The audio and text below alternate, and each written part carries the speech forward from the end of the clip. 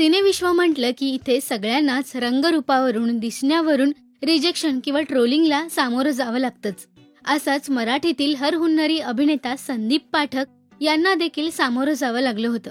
बीड जिल्ह्यातील माजलगाव या छोट्याशा गावातून आलेल्या संदीप यांना सुरुवातीला अभिनय क्षेत्रात करिअर करायचं असं वाटलेलंच नव्हतं.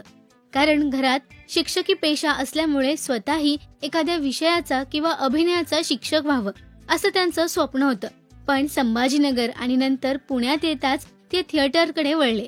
सखाराम माइंडर या गाजलेल्या नाटकात सखारामची भूमिका मिळाल्यानंतर त्यांचं अभिनय कौशल्य सर्वांच्याच लक्षात आलं.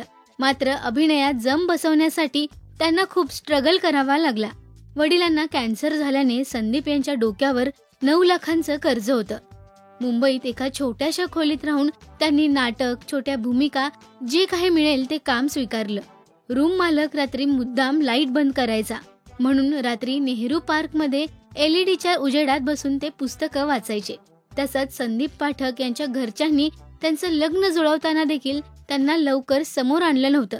कारण होतं की त्यांचे दात पुढे आलेले.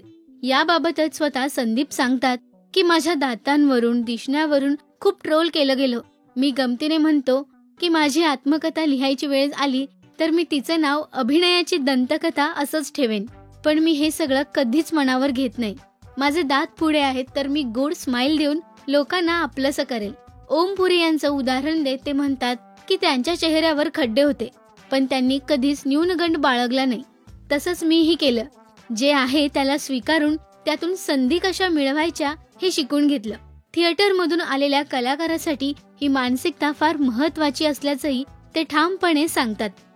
मनात कसलाही न्यूनगंड न बाळगता आणि ट्रोलिंगचा विचार न करता जे आहे ते स्वीकारून आज अभिनेता संदीप पाठक यांनी मराठी सिनेमा आणि मालिकांमधून आपल्या अभिनयाने सर्वांच्याच मनावर राज्य केलंय.